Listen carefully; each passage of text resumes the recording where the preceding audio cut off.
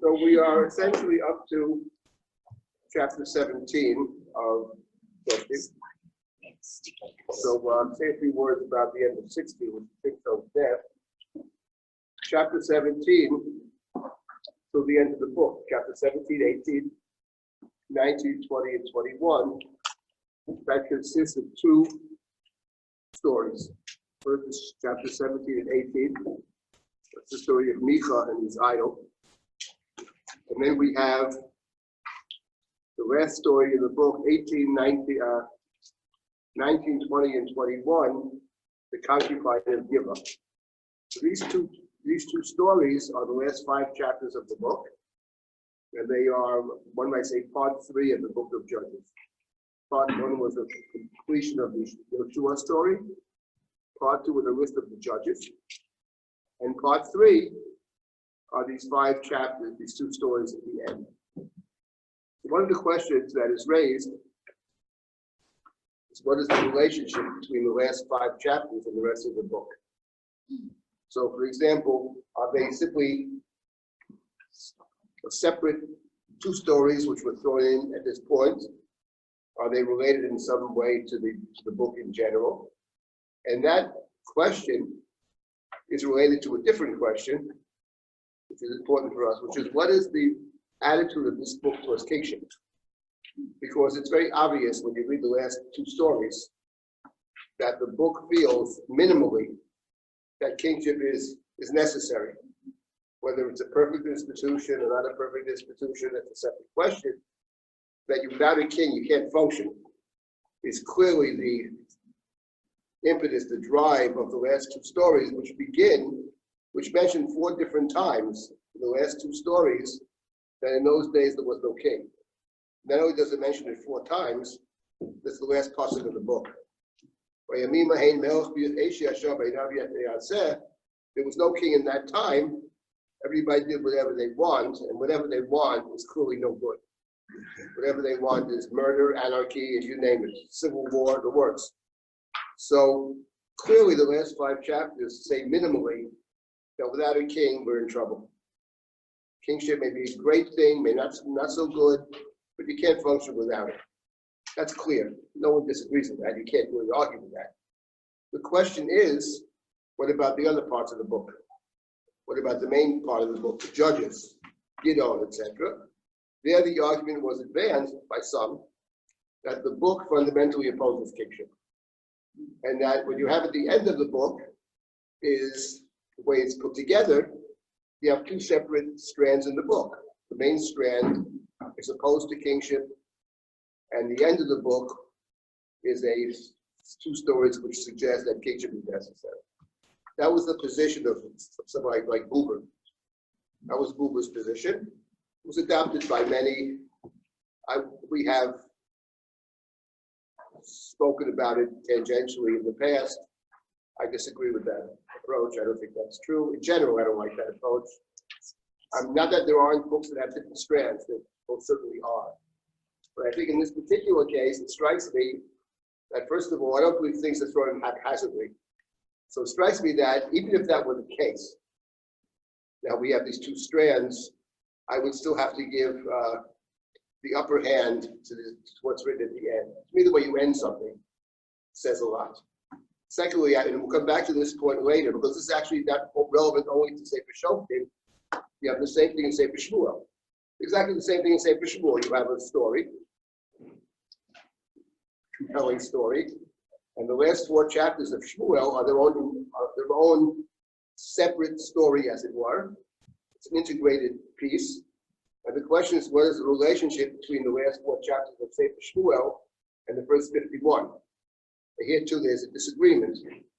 Many think that it's just unrelated, as it were, put in haphazardly in a particular place. That was the view of the majority of the academics. I strongly disagree with that. And I think it can demonstrate in a very compelling way that's not right.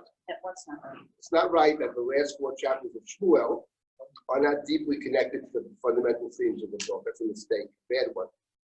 Even though it's adopted by many of the academics, one just follows the next one, basically. You'll be able to see. It's like ridiculous.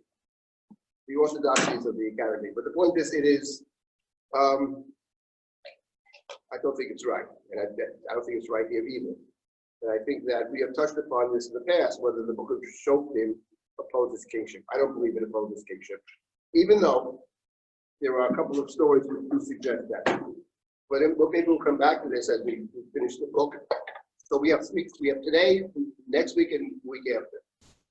So we'll do the best we can. We'll try to continue it in the next semester and to deal with the Shoftim and then the book of Ruth, and then talk about kingship in general. So maybe Ruth, the end of Shoftim, and other additional. Maybe talk about Chana some more and kingship. So that would be the okay. So let's begin now with Perek Yud Zayin. Start today. Perek Yud Zayin and Yud Ched are one story called Pesel Micha. I remember growing up as a kid, Jackson Heights. So the rabbi there was Rabbi Pollack.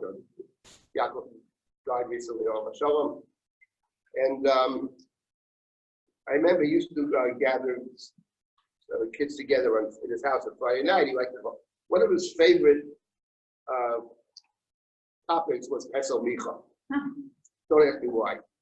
But he must have cited 100 times a medrash that said that when we crossed the Red Sea, Pesel Micha was already with us. Such a medrash. I never actually saw it inside. I'm sure it's there. And then Pesel Micha, and that actually, for whatever reason, never fully explained why, but I've been thinking about that lately, about Pesel Micha being there when we crossed. Because I think that's not the pshat, obviously, but because Micha is hundreds of years later. But the idea of it, I think, is the pshat. And it's very important in our story over here, as we'll see, about Pesel Micha. It says something very significant about the larger history of the Jewish people in the Tanakh. We'll get there. Anyway, let us now begin. Chapter 17. These are two great stories. Page 556 in the JPS, 556. We'll have to go back a little to Shimshon, but we'll get there. So there was a man who lived in Har Ephraim. Har Ephraim basically was in the province of Yosef. Har Ephraim. So he says to his mother, Eluf umeya hakesef, 1,100 kesef, asher ukachla, that was taken from you and stolen from you. Fiat olit, and you impose a curse on the one who took it. Right? We have this in the Chumash, by the way, B'Shema Kol Allah. We have in the Chumash that she was a pikadon, where someone is accused of stealing something and then swears that he didn't do it. That's the parsha in the Chumash. Over here, someone stole Elef and Meya Kesef from her, and you cursed. And you even said it to me. You said, I cursed the one who took it. I confess, he says, I'm the one who took the money. I took it. So the mother said, blessed is my son to Hashem. No, it's not a calling. No, it's a countering the calling. Okay. Baruch almost never means a curse. On rare occasion, Kat Hashem, you have that. That's rare. Baruch b'ni Hashem. Probably wants to counter the curse. My son is blessed, and she mentions Hashem. It's very important. Baruch b'ni Hashem.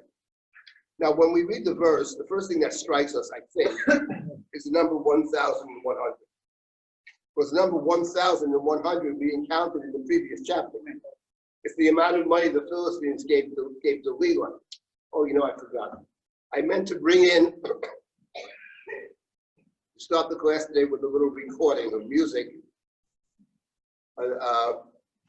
There's the movie Samson and Delilah. Remember see Samson and Delilah? Yes. So there's music for the movie. Now I'll tell you just briefly. So the other day, what's the guy's name? Forget his name. He played the trombone. Died very young. Lucky on his name. Very well known. Died at age 25 in a car accident. Oh. Don't remember his name. His first name now. Croce? Jim Croce. No, it wasn't Croce. No, the short name like King or something. I remember the name. Anyway, so I heard this guy playing this, and someone said to me, "This is written by this guy." So it's not true. I was curious. It's written by a guy named Victor Young, very Jewish guy. He went back to Poland. Very interesting. And he wrote the music, Samson and Delilah. So I was going to play this 3-minute piece on Delilah. It's very good, terrific actually. Wonder what the connection is, but Delilah. Anyway, I forgot to bring it. Okay, so maybe next time. Anyway, so Delilah is given 1,100 kesef. So right away you say to yourself, okay, maybe there's just an artificial link, or maybe there's actually a connection between the previous story of Shimshon and the story over here. I think it will be clear there's a connection.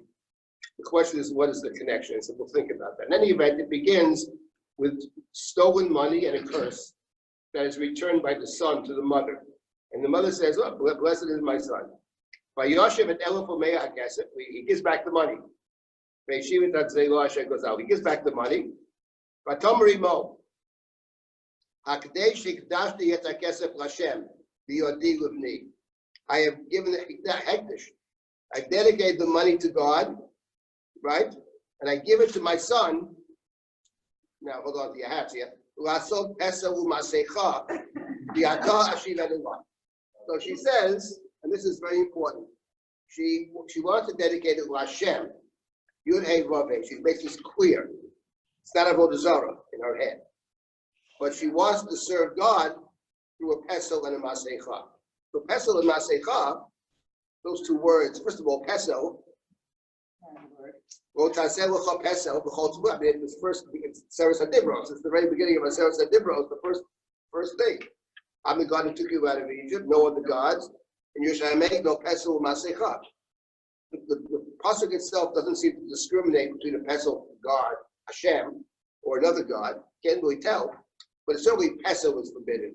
Masecha is a description in the Chumash of the situation where Jews actually did violate the first of the 10 commandments. The little story called the Golden Calf. Ego masecha, and the Torah repeats that term ego masecha 3 times in Sefer Shemot and twice in Sefer Devarim. The central word masecha. Ego masecha. So here we have somebody who wants to serve Hashem and wants her son. She wants to Baruch B'nai Hashem. She says she wants to. So she wants to serve Hashem. She wants her son to serve Hashem, and she gives him a bracha. He returns the money. Vayashev et hakesef li'imo. Vatikach imo 200 kesef. 200 of the kesef the mother takes. Vatneu latzorev. She gives it to a smith. Vayaseo pesel u'masecha. He made a pesel. Maybe it's 2 different things: a pesel and a masecha. Here's how they translate it: sculptured image and a molten image. So he has a pesel. Vayhibavei michayo, and he puts it in his house. This guy has a house, and he has a house of a pesel and a masecha, and vayish micha lo beit Elohim. So he has a house of God. Vayas efod u'trafim.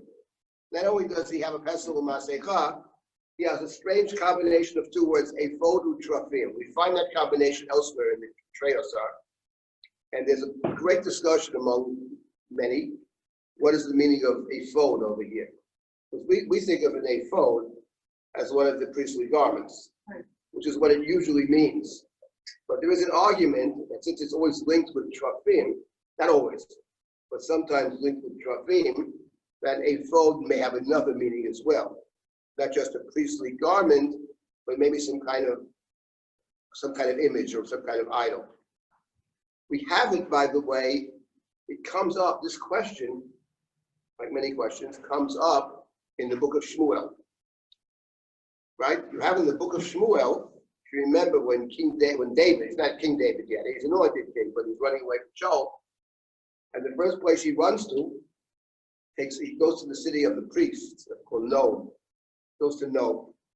When he gets to Nob, he meets the high priest of Nob, whose name is Achimelech. And when he's in Nob, he's all by himself. He's running away from Shaul. That's the chapter after the arrows, which Yonatan sends him away and saves him. And he goes to Achimelech and he says, listen, I'm on a secret mission, he says. What are you doing here? You're all by yourself. He says, you're wrong. I'm on a secret mission. And maybe you do me a favor, give me something to eat, some bread, because I have no food. And I'm supposed to meet up with the devils in X place, secret place. So he gives them, he says, we don't have any food here. You know, he says, we have no regular normal food. We have only holy food. Are you sure your boys are actually ritually pure? That's the question. So he says, oh, the boys are good. He says, the boys are okay. Now, we can't get into the whole story over there. Was he really asking? But the point is, that's what says. By the way, he says, you know, maybe you have a sword too. Maybe you have a sword because I had to leave in a rush. I have no. He says, because the matter of the king was nachutz. In modern Hebrew was pressing. But of course, nachutz is the word chitzim. That's how he was sent away. So, nachutz. So he said, we don't have swords. It's a city of priests. We have only one ceremonial sword in the place. Which sword is that? Goliath. Sword of Goliath, of course. That's a good sword. He says, give me the sword. Meanwhile, he goes, where is the sword? He says, exactly. It's behind the ephod. The sword is behind the ephod. Now, what's very interesting is, what do you mean behind the ephod? The ephod is a garment. So it could be a garment just hanging up in the closet. Go behind the closet. But behind the ephod strikes some people as, it doesn't sound like a garment. Anyway, but it may be. Now, at that point in time, it says that in the city of the priests, right, there was another fellow there at the same time, Otsur Lifnei Hashem, bound up before God. So who is the person who's bound up before God? Doeg Adomi. Hitman, the hitman. He's hitman later. He's a Abir Haroim Asher Shaul. He's Saul's chief shepherd. So his name is Doeg Adomi, Edom, Doeg the Red, right? Doeg the Red, and he's the chief shepherd.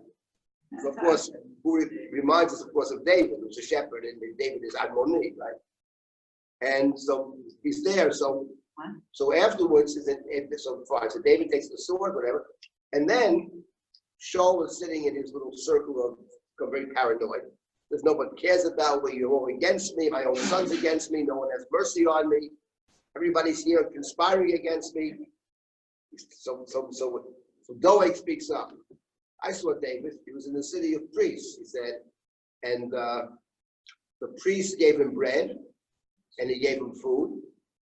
V'sha'alo ben Elohim, he inquired of God for him. Now, all this is going to be relevant to our story here, by the way. It's all relevant. It's very interesting. But he lied, right? Right. Or not? Was it a lie? Right. So first of all, it sounds like a lie. Because it never says that he inquired of God for him. So it's not true. Now, inquiring of God is what gets them all killed.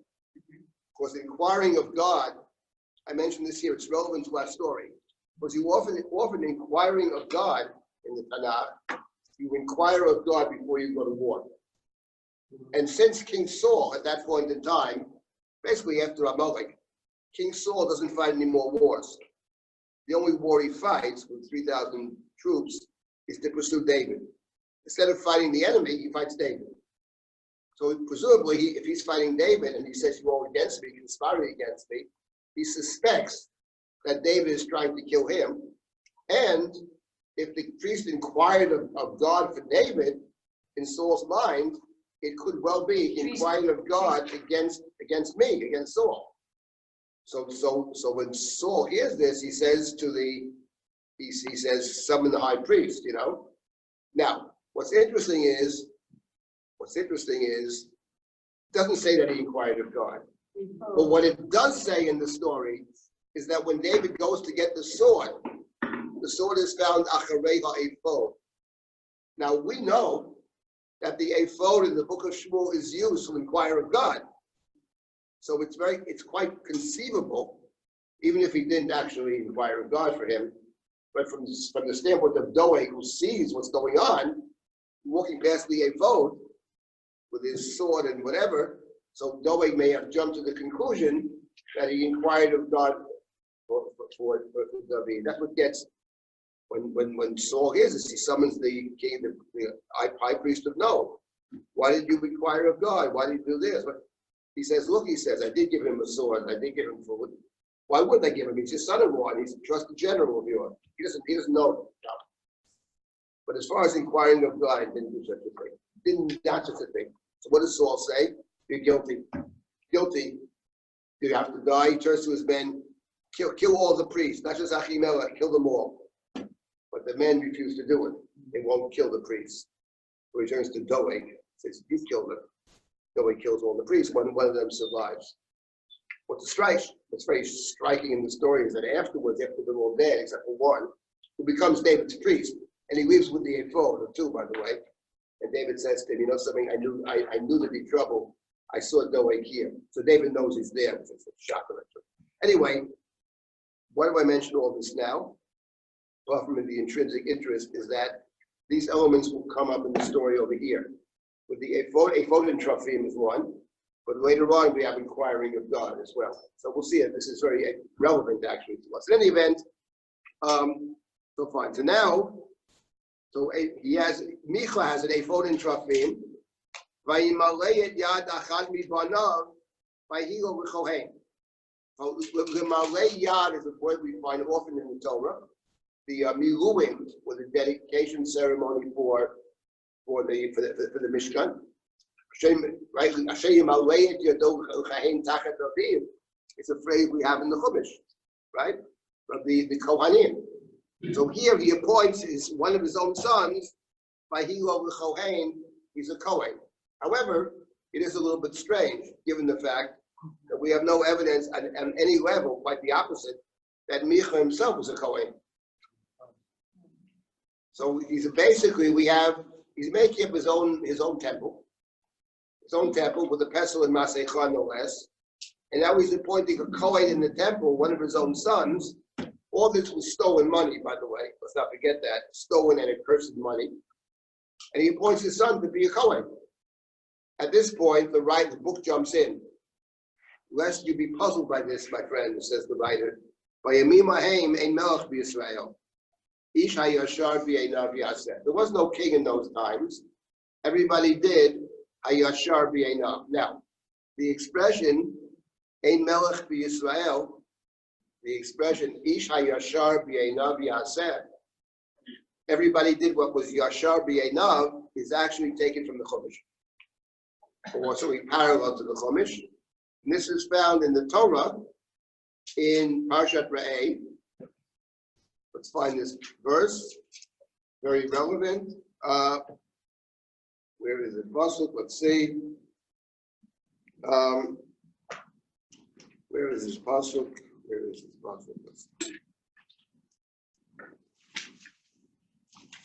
Hold on. Where is this Pasuk? Let's get it. In Parshat Re'eh. Got it. It's chapter 12. Verse number 8, on page 402 in the JPS book. The previous section talks about when you come into the land, destroy all of the idols of the inhabitants of the land, break their altars, burn down their sacred trees. But don't do this to Hashem. What the pshat means, don't.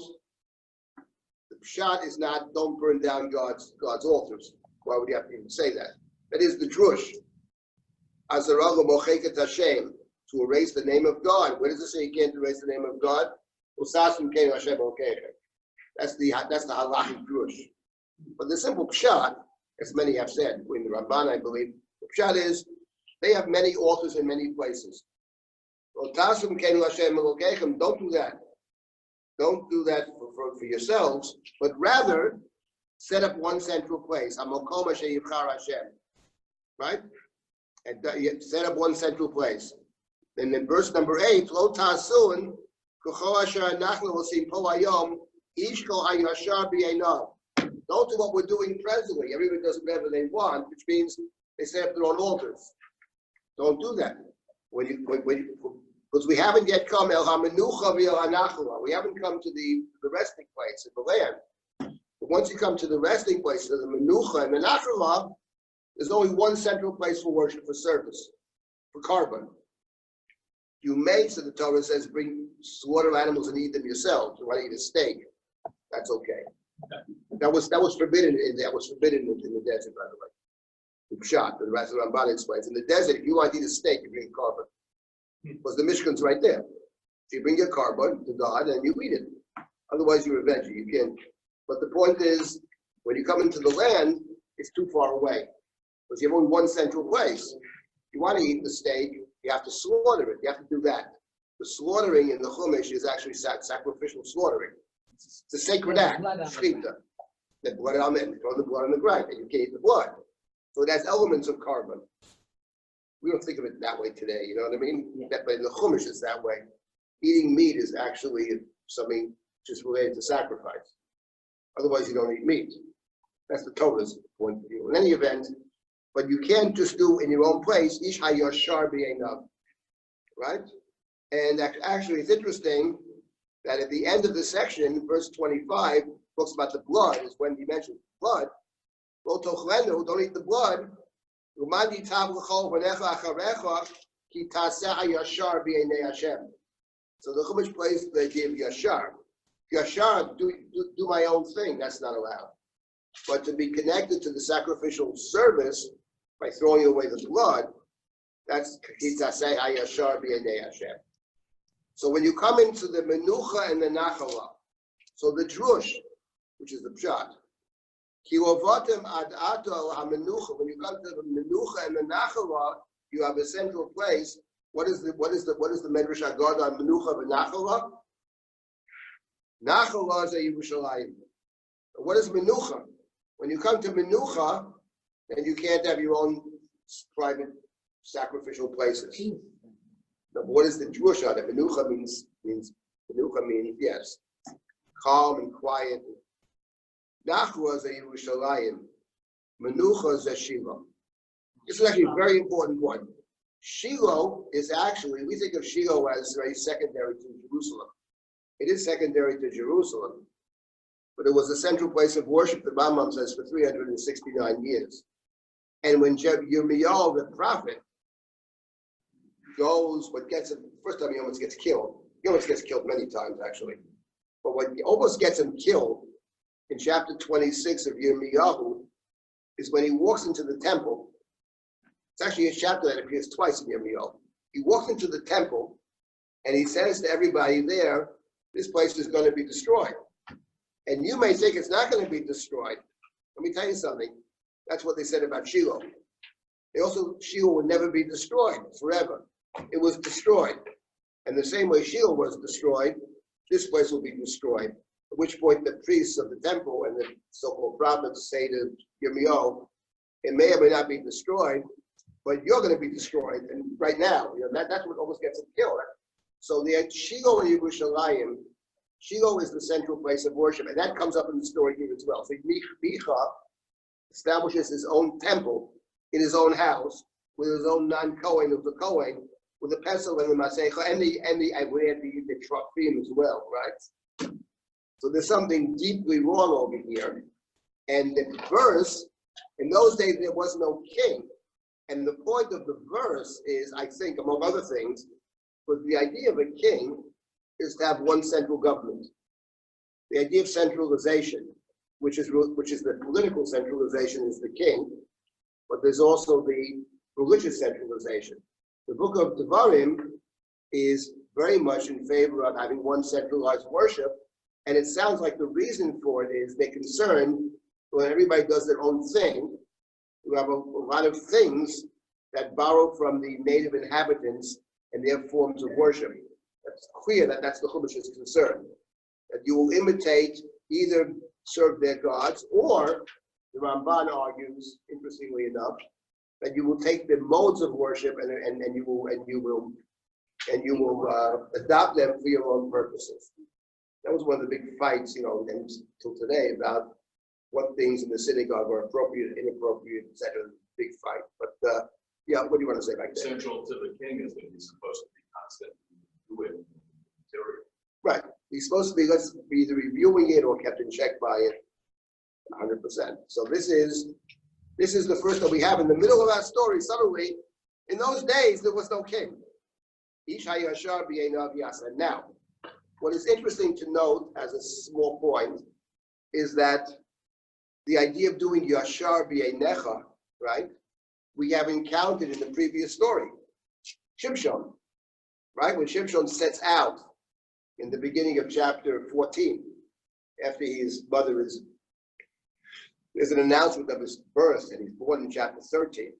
And in chapter 14, he sets out with his parents, traveling towards Timnah.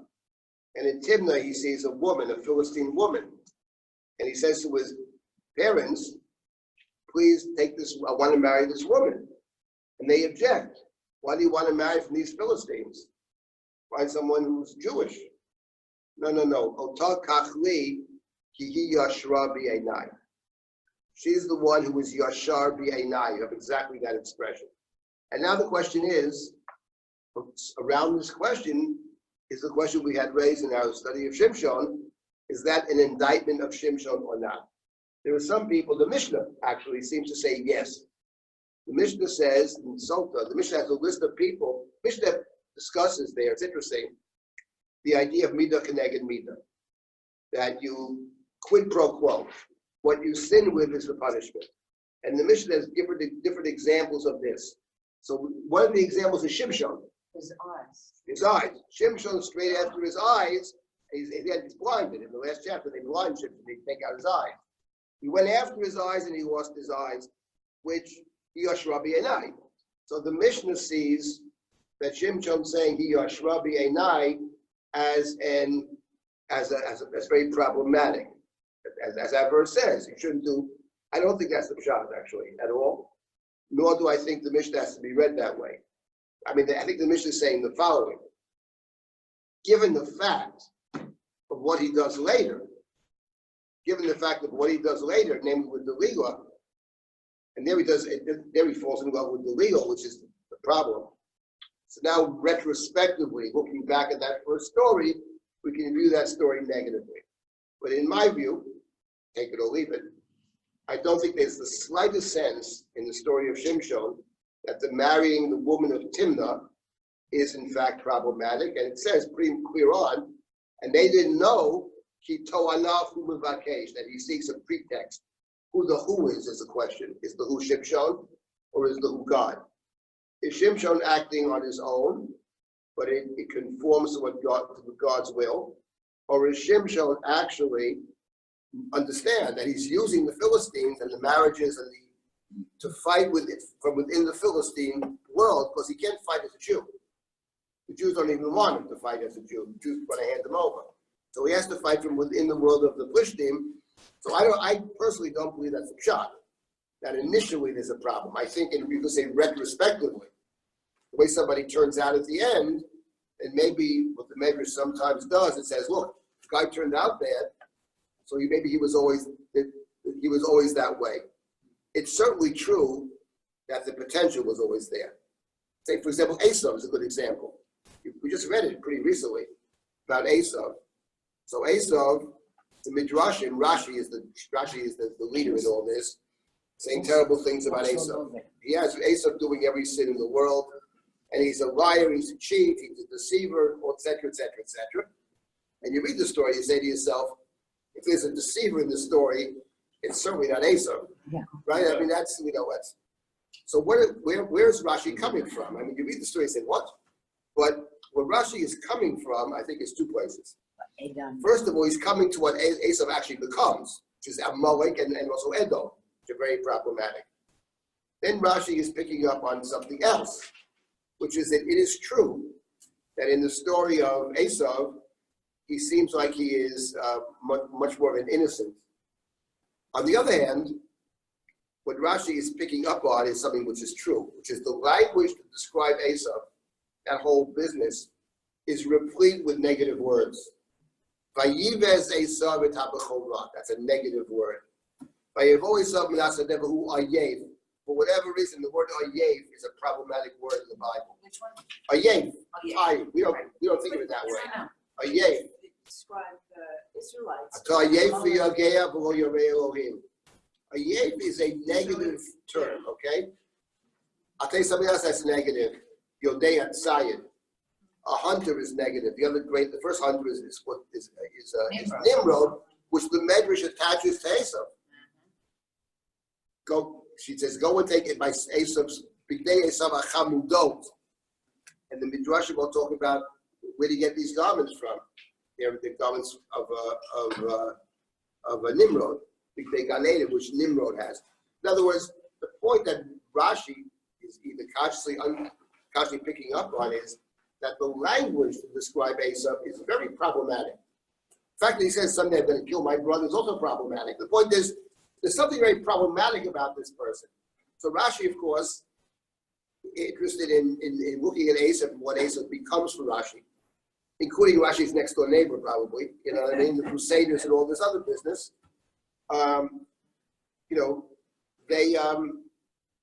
They do kill one of Rashi's grandchildren and try to kill another one, Rashi's grandchildren. So the point is, Rashi is not necessarily in love with those that he identifies with Esav, which is Rome and which is the church in Rome.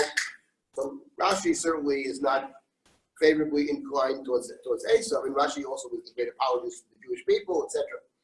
But the point is, leaving all that aside, there's something in the text actually that Rashi and the Medrash were very sensitive, pick up on. It's very true. The language about Esav is a very negative language.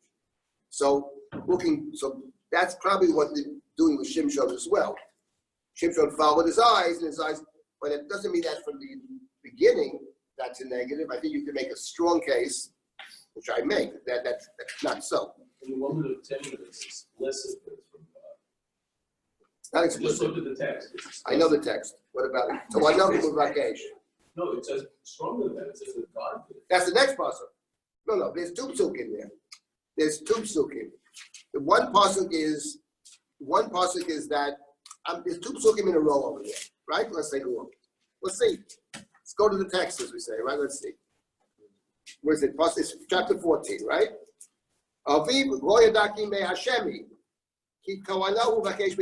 Right. Now the question is, it's true. They didn't know this is God's will. Probably is primarily God, but it's very unclear, okay, whether Shimshon is aware of this or not. That's my point. You could say Shimshon doesn't know. Shimshon's doing the wrong thing, but he actually happens to be in sync with God. You could read it that way, or you could read it otherwise. That Shimshon is purposely doing all these things. He puts himself in situations where he can pretend to be the aggrieved husband or that kind of thing. One story after the next. He wants to marry this woman, and then at the Sheva Brachas, since they deceived him, he kills 30 Philistines. And then in the story, he comes back and he wants to marry his woman, take the woman back. I gave her away we can have the younger one. Forget it, not interested. He goes away. Now I'm gonna kill a bunch of Philistines. And then they burn down the house of his father-in-law and they kill his ex-wife or whatever. That's it, I've had it with the Philistines. So the point is, sounds suspicious. He's terribly upset about the way the father-in-law behaves towards him. He kills Philistines. And he's terribly upset they killed his father-in-law, so he kills Philistines. So I take it to mean these are just excuses. He has zero interest in the Philistines from beginning to end. He has one interest, killing Philistines. That's the only thing he's interested in. You could read it otherwise. You could say this is all unconscious, it's God's will. It happens to coincide with God's will. Gitti, what do you want to say? I was just thinking about the phrase "Kihi Yashra Be'enai." Yeah. I don't know whether I'm applying too much of a romantic sensibility to it, but it sounds very rational and it sounds transactional. That according to my rational thinking, this is the right choice. It's not this is the passionate choice. She suits my purposes. Yeah. We're talking about that. She suits my purposes, which I think is what it means, as opposed to love. Mm-hmm. Love is not rational. And we discussed that in terms of David with Michal and Meirav and Shaul, and exactly those two terms that all right, let's see. So anyway, the point is, when you read it, you see some links to the Shimshon story. There are some links to the Shimshon story. Now we have for the first time the expression, there's no king, Isha Yashar B'Yenav Yaseh. Now let's continue our story. So now, it's all one story. And now, we have the following. Vahinar mi Beit Lechem Yehuda. Now there was a young man from Beit Lechem, Mishpachat Yehuda, V'hu Levi, V'hu Garsha. So now a new character in the story, who was probably the primary character. What do we know about this guy? He lives in Beit Lechem Yehuda. He lives in Judah. And he's a Levi. Who gar sham? Now, who gar sham, by the way? Who gar sham? Right away, Gershom, right? Gershom, or who Gershom? You say to yourself when you read it, file it away for future reference. Because we know Gershom is a Levi, since he's the son of a Levi. That particular Levi is named Moshe. And he's the son of Vayelech ish b'beit Levi, vayikach et bat Levi. It's chapter 2, right? Enter chapter 2. Moshe runs away. He's married to the daughter of the Kohen, right? And he has a son, and he named his son Gershom. Or he said, Gerayiti b'eretz Nachariah. So we, the reader, our antennae are up over here. We'll wonder about this so-called this Levi. It has to be a lady and also from Yehuda. He lives in the province of Judah. But it says Mishpachat Yehuda. Right. It seems like it's more like anybody could be anything because Well, it's, that is very true. That's what we just encountered Right, exactly. verses earlier. Right, you can be a Kohen. Isha Yashar b'Yenav Yaseh, right? You want to be a Kohen, you're a Kohen. You know what I mean? Right. So that is a very important point, and that is, I think, one of the central pieces of the story. There's no Seder over here. Vayelech ha'ish me'ayir mi'beit lechem Yehuda v'ogur b'asher yimtza. So the person who leaves Beit Lechem to live someplace, wherever he finds. So he's leaving Beit Lechem to go somewhere. And we will see this theme of leaving X to go either to Y or somewhere is a theme that we have in the first story here. It's a theme that we have in the next story, which we'll get to hopefully next week or in 2 weeks. And it's actually a theme of the story that is interposed in between the next story and the following book. The following book is Shmuel. But interposed between those two books, a later book of the Bible, which was written to be interposed between the two books, the one we hope to study in next semester, one that's familiar to all of us, called Megillat Ruth. Megillat Ruth was written, interposed between, that's easily demonstrated. It starts exactly the same way. There's a man in Beit Lechem Yehuda, and he leaves. He leaves to a strange place, actually. He leaves to go to Moab. That's where he goes. He goes to Moab.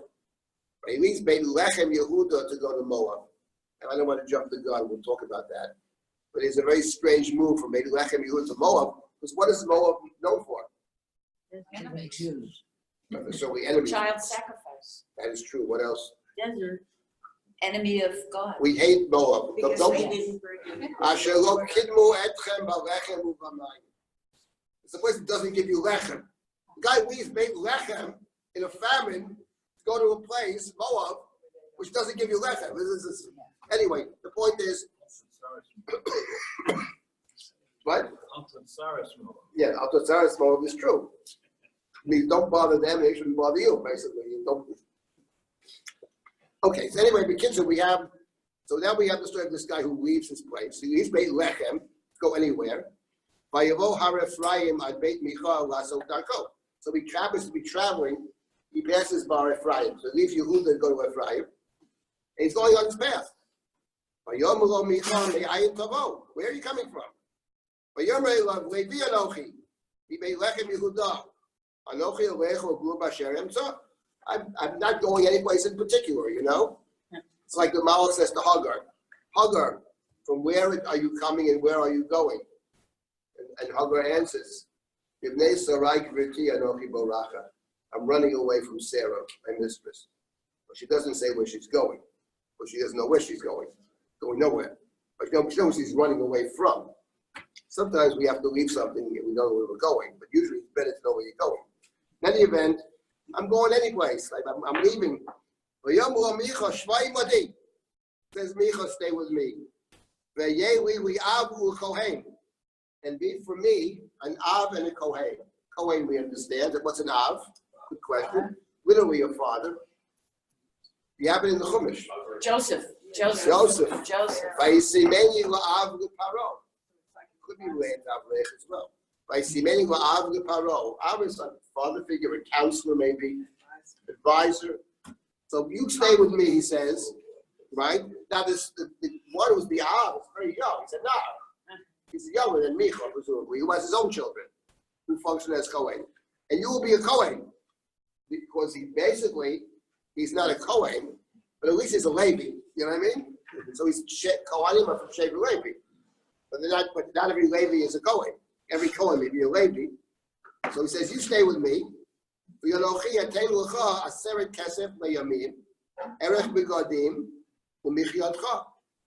And I will give you, I'll pay you, the job, he says. I'll pay you 10 kesef for the year, and I'll give you clothing, and I'll give you, it's what Yaakov said when he's running away. Guess what, yesterday's parsha?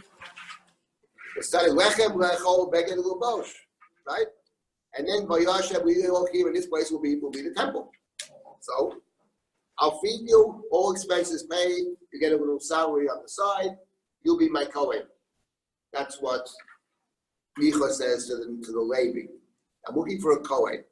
You can be my Kohen. Right now, my kids are Kohanim.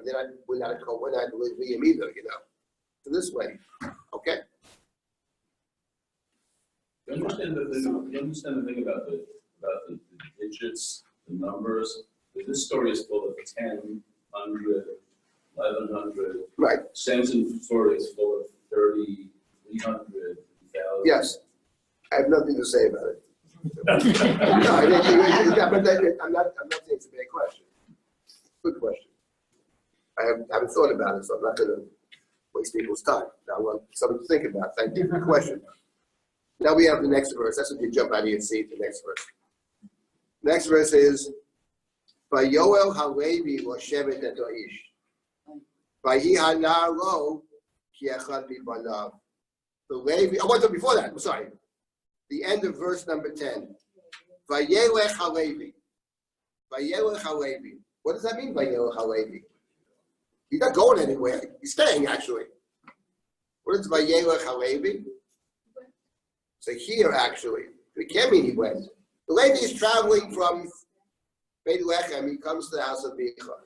Micha says, let me tell you something. I got a good deal for you. Great deal, right? We've heard that all the time. Great deal. You stay here. You're a Kohen. I know W a Kohen, right? And all expenses paid. You got all the food and the house. You give you a house, give you food. I'll even give you a little salary. You'll be my Kohen, and you'll have a very respected position. You're an Av and a Kohen, not just a Kohen. You'll be an advisor, right? And he says, Vayelech Halevi. I think here the Pshat actually, it strikes me that the Medrash is actually what the Medrash says, which may not be Pshat when the Medrash says it. Here is the Pshat. I'll tell you what it is. Where do we have Vayelech Halevi? Vayelech ish mi beit Levi, vayikach et bat Levi. It's the beginning of the story of the birth of Moshe. Vayelech, the story is replete here with language from the story of Moshe. So what is the Medrash? What's Vayelech ish mi beit Levi? What's the drush on that? Vayelech ish beit Levi, vayikach et bat Levi. The pshat is a man went from the house of Levi, left his house, found a woman from the house of Levi, and married her. But the drush on it is vayelech ish vayikach et bat Levi. Not that he married a bat Levi, but bat Levi is his daughter. Her name is Miriam. And the drush is because the Medrash is bothered. What do you mean Moshe is born now? He has two older siblings. What do you mean a man went from the house of Levi and married a Levi and they have a child? They have two kids already. They have Miriam and Aaron, both older than Moshe. So what do you mean? It sounds like he just was getting married now and has Moshe. That's the question of the Medrash. So the Medrash's answer is no. He was married before to the same woman. And then when Pharaoh issues a decree, he then separates from his wife. And then his daughter says to him, this is not right. He says to his daughter, if we have a child, the child will be killed. And she says to him, who says you're going to have a boy? Maybe you have a girl? That's what this is. He says, you're right. He took the advice. He accepted the advice of Bas Levi. That's the Medrash. Maybe it's not the Pshat. But here, I think it is the Pshat. Vayelech HaLevi means the Levi accepted what Micha said. The Micha said, I have a deal for you. Come here, and you can eat, and you can have our own house, and you even get a little allowance money on the side. Nice position, you're a Kohen, you're an Av. Vayelech Halevi. It's Vayelech Halevi. He accepted it. Vayelech means, okay, he's not going anywhere, he's already there, right? So the Vayelech Halevi here, and maybe this generates the Medrash over there too, by the way. I always have to wonder about that. That Vayelech Halevi here seems to mean he accepts it. He went and, you have in English sometimes. Went along. He went along, he went and did it. You say in English, he went and did it. So the point is, right? He followed it. He followed his advice. He followed his advice. That's I think the shot of Vayelech Halevi. But it's picking up, and now you have the next verse. Vayelech Halevi l'shevet et ha'ish. Of course, Vayelech ex l'shevet is taken straight from the Chumash. Yitro. Vayelech Moshe l'shevet es ha'ish. The Yishmael says to Moshe, "Why do you stay with me?" Right, you know the story in the Chumash. Right? The story is that Moshe runs away from Egypt, and he comes to a well. And at the well, he's running away because he intervened to help somebody out. No good deed goes unpunished. He intervened to help somebody out. And because of that, he is informed upon, and Pharaoh tries to kill him, and he runs away. So he runs away to a foreign country, to a well. And at the well, he sees there's some women there, and the guys they're being pushed around by the men. So he could have said to himself, listen, last time I intervened, I'm going to learn my lesson. No. He jumps to he saves the women. And then, Ayoshian, he saves them. And they go home. And they don't know. How come you're home so early, girls? The father says, Yisrael, he says, the Guel. How come you're home so? Some Egyptian guy saved us. He saved you? Where is he? It's a critique. Where is he? It's a critique. Well, where did he save you? Kirin lo v'yochal lechem. You invite him for bread. Vayol Moshe Hashem Esayish. It's possible. Vayol Moshe Hashem, and he gives him his daughter. He turns Moshe from a stranger, basically, into a son-in-law, basically, right? It's exactly the story over here. Yeah. The story over here. Vayol HaLevi Hashem Esayish. A Levi, the Levi, right? Okay, the Levi. The Levi agrees to stay with him, and he stays with him. But he's like one of his sons. It's exactly the same story, like Yisrael. With Yisrael, he's a son-in-law, basically. It's a son-in-law. Now, what's very curious is that actually the person who takes him in, Moshe, is actually a Kohen. He is a real Kohen. He's not a phony Kohen. He's an actual Kohen for Midian. He's Kohen Midian. He's called Kohen Midian, right? Well, Kohen Midian Sheva Bano. So he takes him in. He's a real Kohen who cares about justice. I always call him Moshe's first Rebbe. Moshe Rabbeinu's Rebbe. First Rebbe is Yisrael. He's a Kohen. He's a holy man. He's a religious man. And he thinks exactly what they think along the same lines. Later he gives better advice about justice. His concern is justice. That's Yisrael's concern. The guy saved you, so where is he? What do you mean he saved you? Save you means the weak from the strong. He saved you. Lechem. Lechem is not just give him a meal. Lechem is creating a bond. And the bond is further strengthened through the marriage. In other words, Moshe has zero interest in Zipporah. She has zero interest in Moshe. It's not a marriage of the bond of the story of Moshe. It's not between himself and his wife, which doesn't exist. The bond is between himself and his father-in-law. There's the deep love, actually. And Moshe's only friend, actually. Moshe loves Yitro. Yitro comes to visit him. He runs out. He hugs him. He kisses him. He brings him to his tent. He brings him. There's a deep, deep connection over there. And Yitro says, justice. This is a system of justice. It's Yitro's idea. You have to take the difficult matters to God. So there's something about it. It's a deep link. Over here, there's also a deep link. Later on, he begs him to stay. Right. Later on, that's right. Later on, he begs him to stay. That's exactly right. So here you have a link. But the problem over here is, we're not talking about Moshe Rabbeinu and Yitro.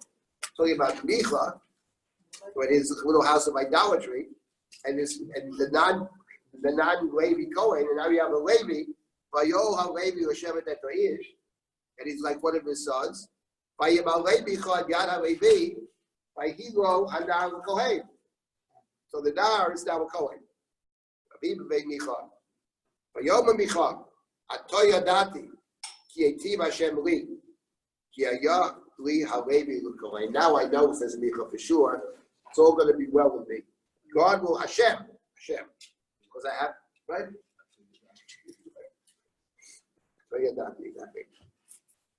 Exactly with Israel. Exactly. Herb says very well. The expression Atoya Dati is found with Yisro. So what Yisro says later on, after Moshe tells him about what happened. Atoya Dati ki gadol Hashem mikol Elohim ki badvar. Of course, the difference between the two of them is that for Yisro, it's all about now I have to serve God. With this character, it's going to be good for me. He says now I'm going to be good. Why? Because I have my Kohen. It's not exactly Kohen, but it doesn't matter. We're close enough, you know what I mean? This is how the story begins. Okay. Yeah. By the way, this is all being reported by the book as if in a kind of objective way, because it's beyond belief. Anyway, go ahead. That's my question. It sounds like he's wandering around looking for a gig. Is that, so is it like an itinerant lady for hire, or? It's a lady for hire. That becomes clear in the story. And he's the highest bidder will get him. Because he's about to double cross his boss. But we'll get to that this week or next. He's about to double. This is the first piece of the story. The way we arrange the chapters, it's all one story. This is the first part of the story. This is that we have now a house of worship of God. It is Hashem, but it's all wrong. And remember that the later on at the end, just to jump from the last verse of the next chapter, after the tribe of Dan comes and kidnaps this guy. Well, he's a willing victim, but he goes with them, and they set up their house of idolatry up north in Dan. And then the last verse is, so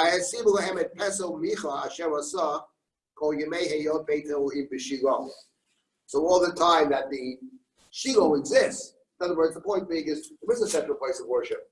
We don't need this guy's place, basically. He wants his own little temple. But the point is, the Peso is there all the time that Shiloh exists. And by the way, we have to remember something which I'll mention now, come back to it, and that is Dan, right? Which resides now up north. We have to remember that Dan is found in the northern kingdom. After the two kingdoms split, after Shlomo, we have the north and the south. And the first king of the north, then Yerovam ben Nevat. And he's very worried. He's very worried that he's going to lose control of the country because the temple is in Jerusalem. And on the three regalim, and people take pilgrimages all the time to the temple. So he decides to build have two shrines up north. He has a golden calf and two shrines. So where are the two shrines? What is it, Beit El? What's the other one? It's in Dan. So the point is, it's in Dan. In other words, the point is that the Egel is in Dan. And this is true not just when Shiloh's around.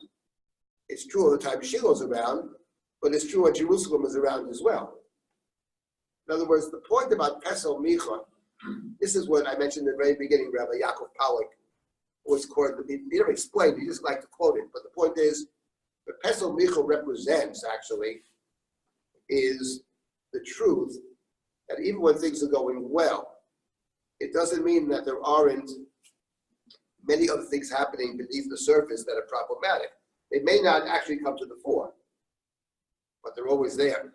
And so that's the medrash. Pesel Micha, we crossed the Red Sea, Pesel Micha was there. Which is true, of course. I don't mean Pesel Micha is true, it can't be Pesel Micha, but it means that those things that can cause you to create problems, they're always there. But if we're fortunate enough to minimize them or to separate them from us, we're okay. But they always have the potential. So during the entire time now, beginning with Micha and all the time of Shiloh and Jerusalem, you have Dan representing idolatry. It's not an accident that Yerovam ben Nevat, who wants to establish his own temples, one of them is in Dan. And in Dan, he basically has the golden calf, actually. Golden calf, beyond belief, actually. Anyway, now let's cut to part two of our story. We're not going to finish this all today. Yes, What's the significance of the parallel between Moshe and Israel and Pastor Micha here? What's the significance of putting the two? no, we'll see. Right, so but what the significance is by contrast, clearly. But that is the core question. What these, that the parallels are there, that's the first step. The first step is by means of language, by Yelech HaLevi, by Yola Shevet Ish, etc. Gershom. And by the way, who is this Levi? Who is he? He's told later on, who is this guy? Who is the Levi? He's Moshe's grandson. He's the son of Gershom. Gershom's his father. It says it explicitly later on. In fact, it says Yonatan, his name is Yonatan. Yonatan ben Gershom says ben Menashe with a small nun. So the writer didn't want to say ben Moshe. It has a small nun. But clearly, Yonatan, given all the allusions to Moshe and given to Gershom, he's actually pretty shocking, actually, that the chief idolater in Israel, basically, is the grandson of Moshe Rabbeinu. Well, we knew his sons were. The sons don't amount to being leaders, but they're not negative. They're non-entities, basically. Moshe has no It family. doesn't work out Oh, are they number. with What? him or are they with It this doesn't really wife? work out number wise. The grandson of Moshe would not be alive at this time. He would be long dead. Could be so. It doesn't matter, actually. Because literarily, it's the same. Literarily, she say how the chronology works. The other thing doesn't work out chronologically. Yonatan ben Gershom ben Moshe. In other words, it's not just him, it's the whole line. It's the line of the Levi. Now, what's interesting is, we'll come back to Herb's question, which is obviously the key question. What does it signify? We have to remember something else about Moshe. And Moshe is certainly a Levi. That's for sure. And the Levites play a central role. But he's not actually a Kohen. He has a Kohen. There is a Kohen in the Chumash, but it's not him. It's his brother who has set up separately to be the Kohen. So it's a clear division. Okay, Korach doesn't think there's much of a division. He thinks his brother.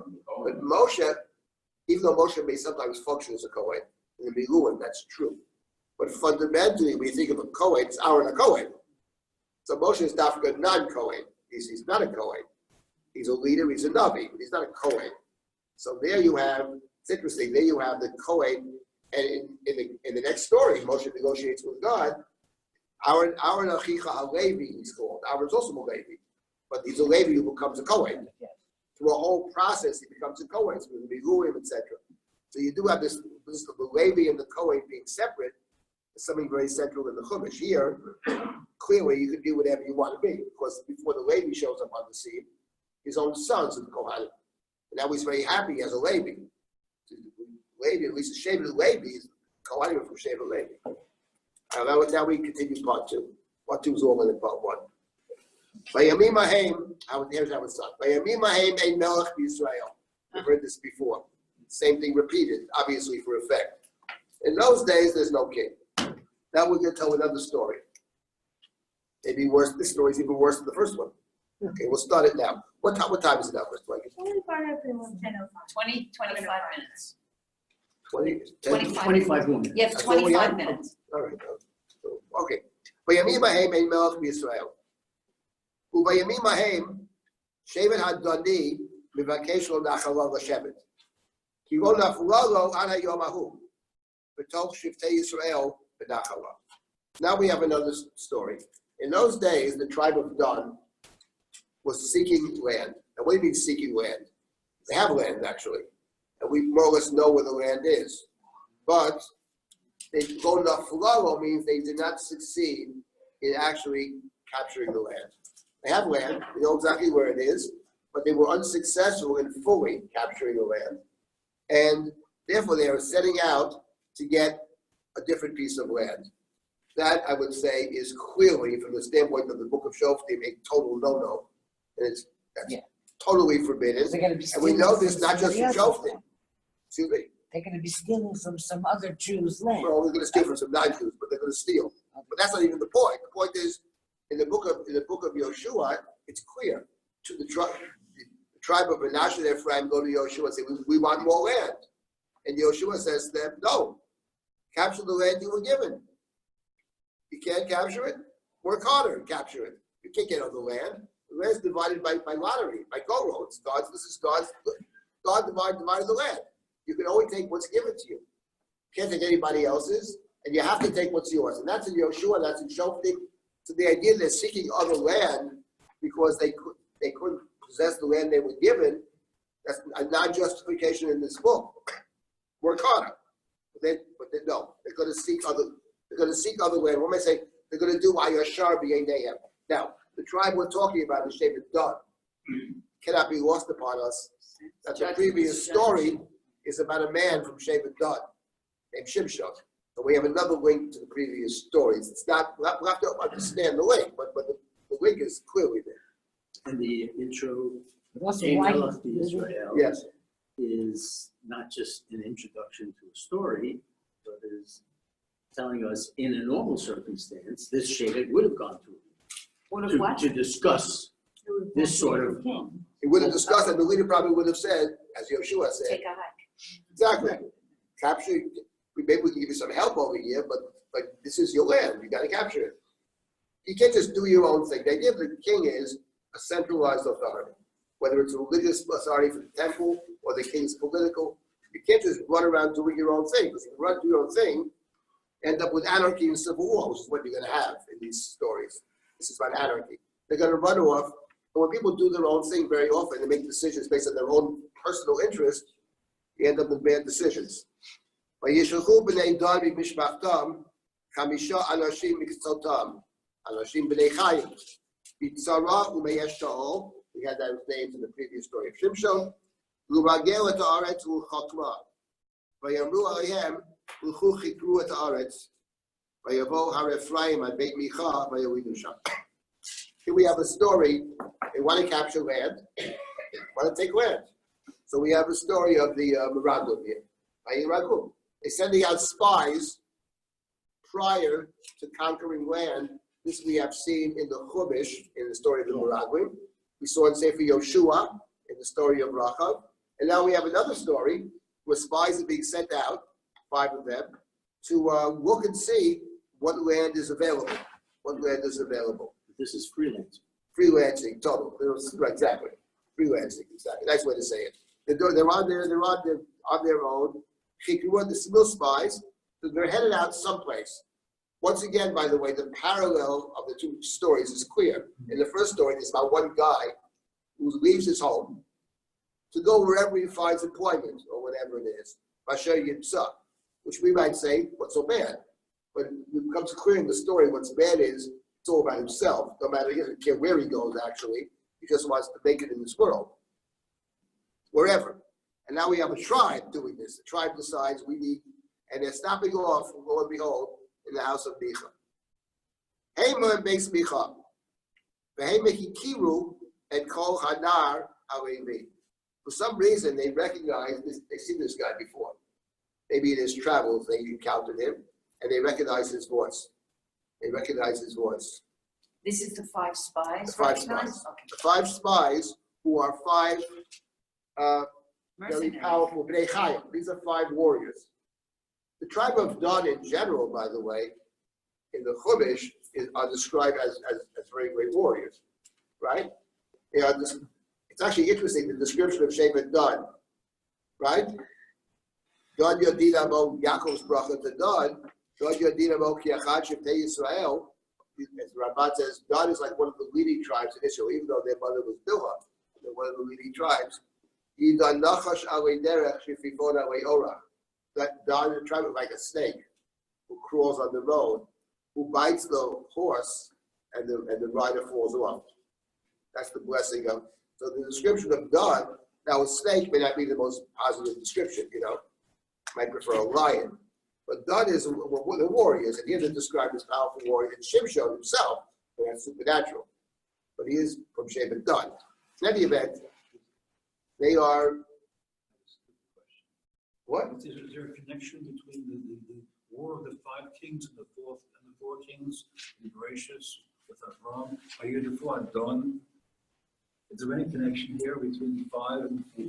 That's a good question. I'm not sure about the 5.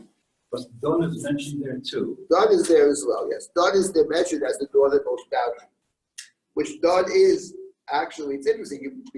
We have the expression, be done beyond Beersheba. But we remember that the Chelok of Don is in the center of Israel, not far from Tel Aviv, actually. The Don bus line, right?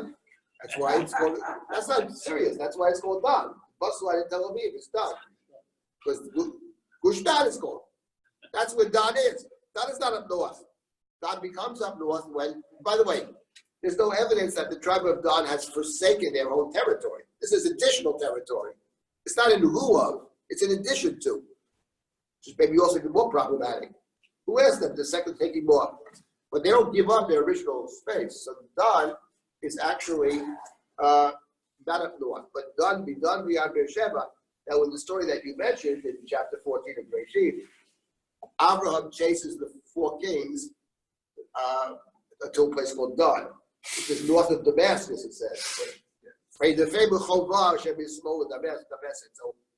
yes, you're asking about the number 5, I don't know. But the idea of chasing up to Don, which we have many places, Don Beersheba, we have it in Sefer Shmuel too, that is interesting. That's true. Okay, fine. So they recognize the voice and they say,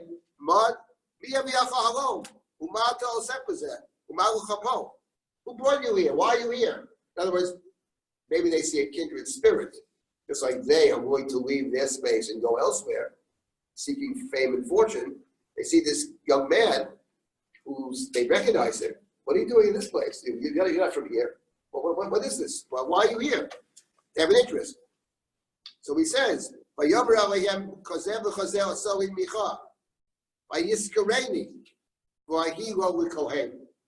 that's interesting. He uses the word Vayiskareni. He hired me. I'm hired help. I'm a priest. Now, we wouldn't have, I mean, if I were this guy, I wouldn't put it in those terms. I would say, I'm here in God's service, I wouldn't say like that, And, he needs my, and I have a kind of allowance, of course, we get priests, it's not a money making, but I have an allowance, so I can live here. It's fine. And I'm able to do God's work. That's not what this guy says.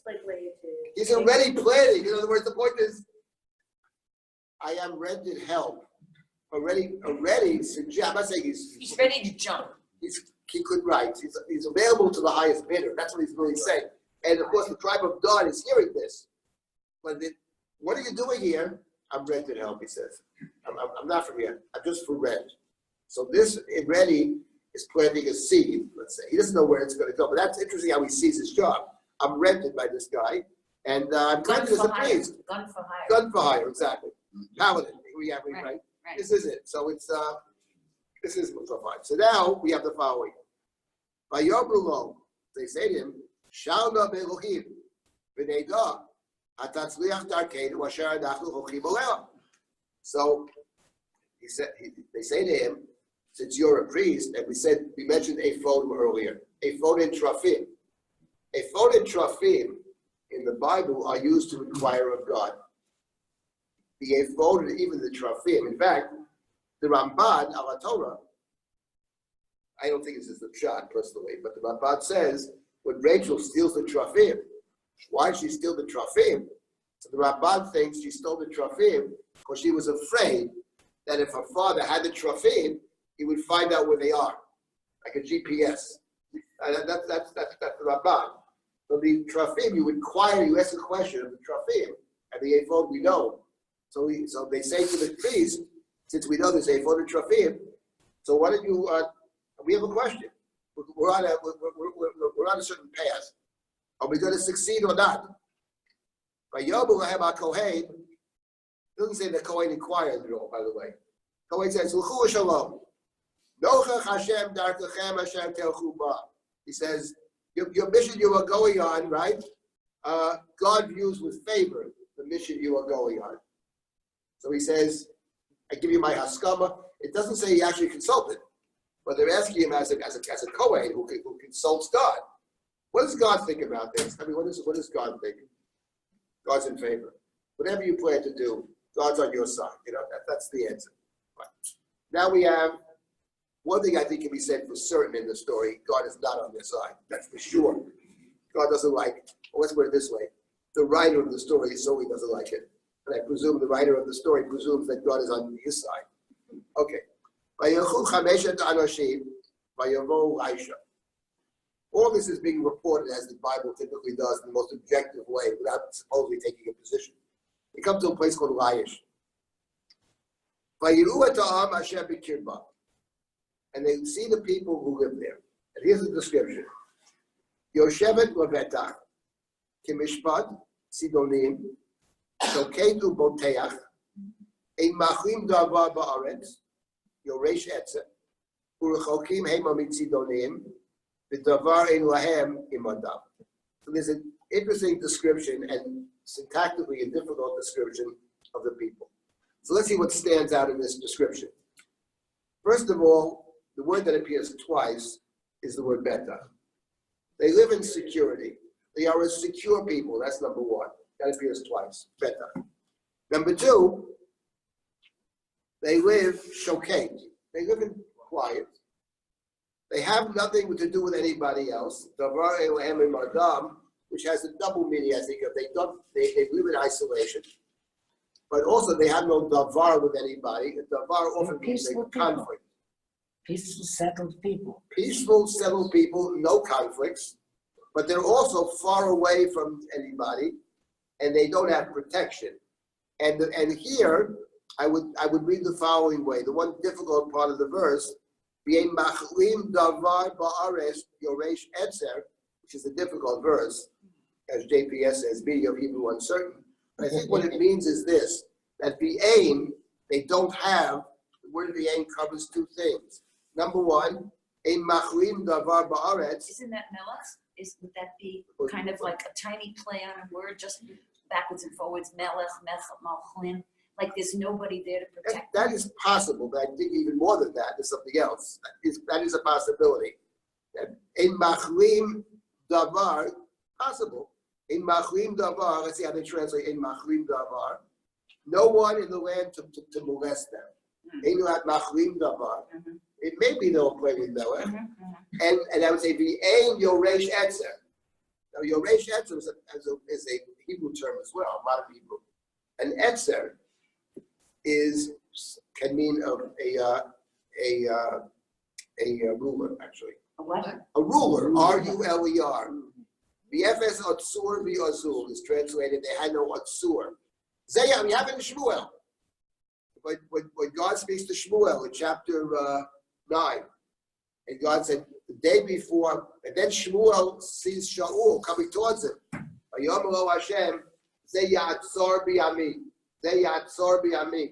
This will rule my people. A yoresh etzer, a ruler that is hereditary. What is a ruler that's hereditary? A king. So it says only three. These are people living in security. They don't bother anybody. They're peaceful people. They have nobody to protect them. They're far from the Tzidonim. And they don't have their own king.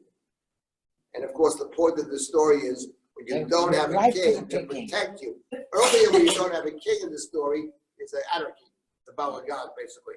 There's no saying that you do whatever you want. Here, there's another story. Ein yoresh etzer means there's nobody to protect these people. They don't bother anybody. They're living shokei to boteach. They don't bother you. You don't bother them. They have a nice land, but they have nobody to protect them because they're far away from any country that could protect them, such as Sidon. And furthermore, ein yoresh etzer. They have no hereditary leadership. So there's no leadership. So the tribe of Dan, these 5 guys go up there, and they see these people, and they come back to their brethren. Go back to Tzara and Eshtaol. Matem means what's the story? What did you discover? Let's go and attack them. We saw the land. It is very good. That reminds us of the Meraglim, right? Yoshua. Tova aretz ma'od ma'od. When the others didn't want to go, Yoshua says, what are you talking about? It's a very good land. So these Meraglim, this is a wonderful land. One small difference is that the land that Yoshua is talking about It's the promised Well land. protected, yeah. This is not part of the land of Canaan. It's the land of Tzidon, nothing to do with Canaan. This is unrelated. This is a very good place. V'atem machshim, you are delaying, you are tarrying. I'll tell you, don't be lazy. I'll tell you to lechet. L'vo l'reshet, to inherit the land. Kibo achem, tavo am boteach. You come to a secure people. V'yaretz machavat yodayim. And the land is machavat yodayim. This language is not accidental over here, as we will see in 1 minute. Here they translate, you will come, the land is spacious, machavat yodayim. Machav is broad. Ki netana Elohim biyadchem. You go because God will give it to you. Makom asher ein sham machzor. Nothing is missing there. Kol davar asher ba'aretz. Anything you would possibly want is there. So let's go. They see these people, peaceful people, don't bother anybody. This is a good opportunity, they say, because they're an unsuspecting, peaceful people. It's a very luxurious land, and it's simple to take it. The land is Rachavat Yadayim. That's an expression that's rare. Where do we encounter the expression Rachavat Yadayim? And also the word Betach, too. It's a story that constantly is being played by the Bible. We have encountered it many times. It's the story of Shechem. The story of Shechem, the massacre of Shechem takes place on the third day after the circumcision. It's next week's parasha. Vayavo ala'ir Betach. And when they negotiate with the people of Shechem earlier, I don't believe it appears any other place in the Bible. The land is Rachab, it's a spacious land. Why don't you join with us? Let's be one nation. And the sons of Jacob decide, no, one nation. One nation will be us. And that's the story of Shechem. And the story of Shechem, of course, part of the critique of Shechem is that they actually, and this is, I believe, a critique of the Chumash. I think it runs through the whole Bible. The Chumash doesn't like when you fight somebody who can't fight you back. The Chumash doesn't want that. Chumash doesn't think much of that. They take advantage of weak people, and it also doesn't particularly like the idea of using circumcision, which is a covenantal act, as a means of murdering the other person. The idea that the Chumash simply sides with the brethren, which was Sternberg's idea, is a piece of ultimate stupidity and not understanding. There is no way that the Chumash takes one side of that story. Not to speak of the fact that Reuben and Yaakov bin Mirma. Mirma is a more code word for not good. Mirma means deception. But they're two sides of the story. But here, what we have seen this several times in our own study, right in this group, that many times pieces of the story get picked up in different ways by other texts. It is clear to me that the book of Shoftim, this particular story, put the story together, takes very little of B'nai Dan from every perspective, including simply murdering a bunch of people that don't bother you. They're not bothering anybody. They're living by themselves in peace and security.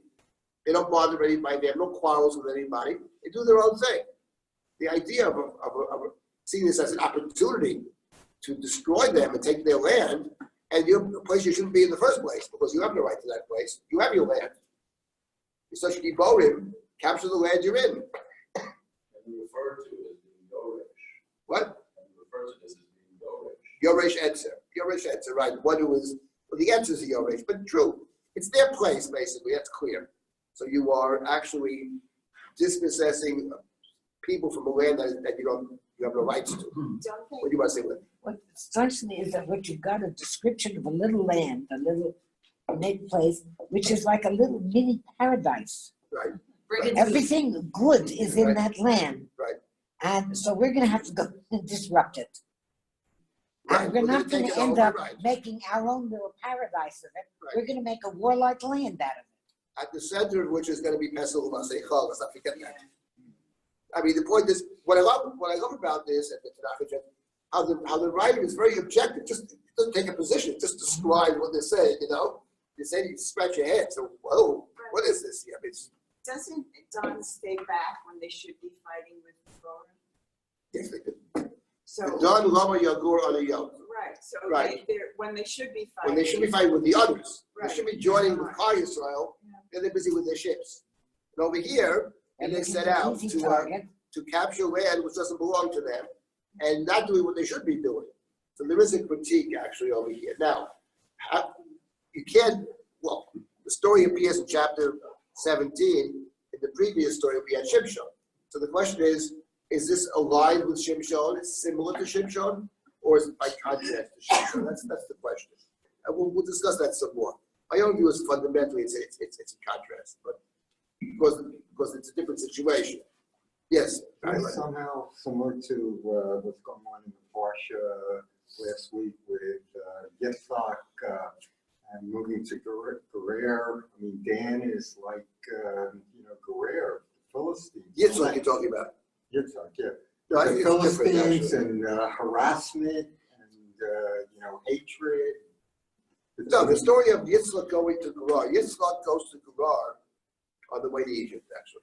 He's going to Mitzrayim, that's where his father went. God tells him to stay there. So Yitzhak being in the land of the Philistines, I don't think it's problematic because God says stay in this land. Abraham going to the Philistines is problematic. That's a separate question. He doesn't belong there. But Yitzhak is told by God to stay there.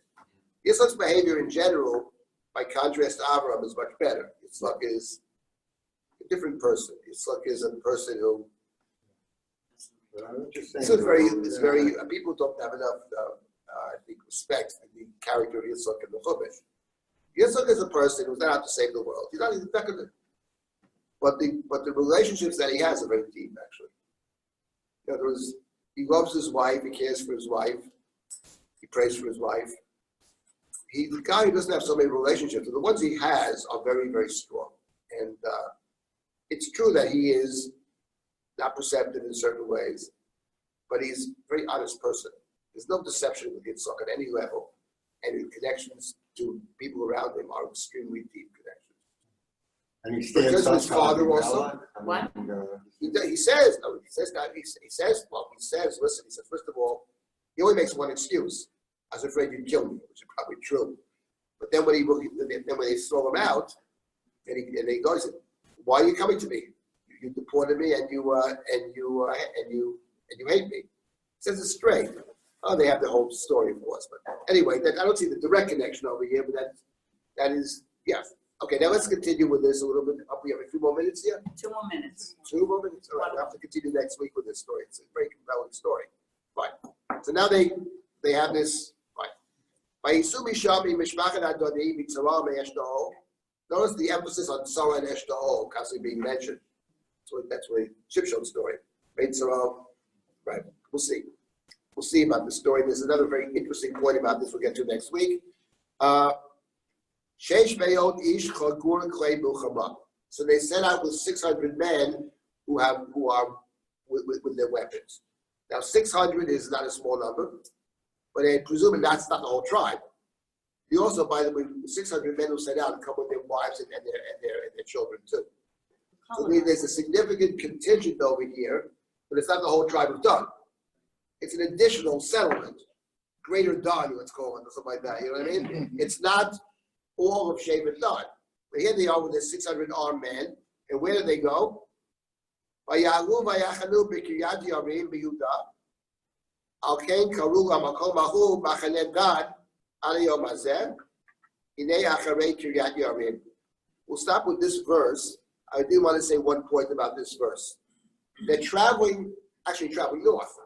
Traveling north. Kiryat Yarim is a place that is very important later in Sefer Shmuel, and we're familiar today where it is. It's not far from Beit Shemesh, actually. All these places are near Beit Shemesh, Tzara, Eshtaol. Any event, and they come to a place called Machane Dan. And they stopped in Machane Dan. They camped in Machane Dan. Therefore, the place is called Machane Dan until this day. Now, this may sound like a verse that has not great significance to it, but it has one interesting feature to it, which is this. In the story of Shimshon, the birth of Shimshon, which is chapter 13, there it says, after Shimshon is born, the last verse of chapter 13, which we will conclude this morning, V'atocha ruach Hashem v'fa'amo b'machane Dan, bein Sarah u'bein Eshtaol. The Spirit of the Lord first moved him in the encampment of Dan, Machane Dan, which is between Sarah and Eshtaol. 1 second. The name Machane Dan, we discover now in chapter 18. So that suggests, this is actually very interesting, it suggests that the stories are not in chronological order, right? The stories are not in chronological order because Machane Dan is only named Machane Dan in chapter 18.